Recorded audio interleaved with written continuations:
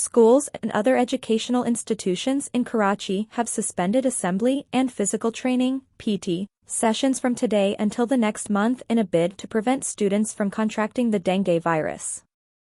The Commissioner of Karachi has issued new Standard Operating Procedures (SOPs) for all public and private educational institutions in the provincial capital in cognizance of the rising number of dengue cases. All students are to wear full-sleeve shirts.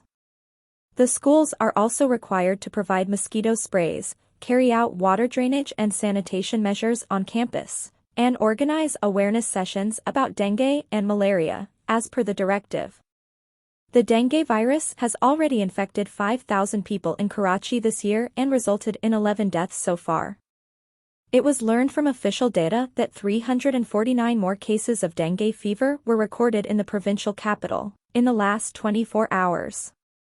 District Karachi has the highest number of emerging cases with 109.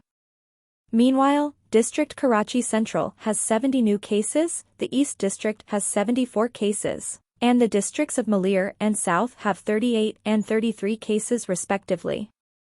The number of newly reported dengue cases in Kamari District was 18, and in the West District, it was 7.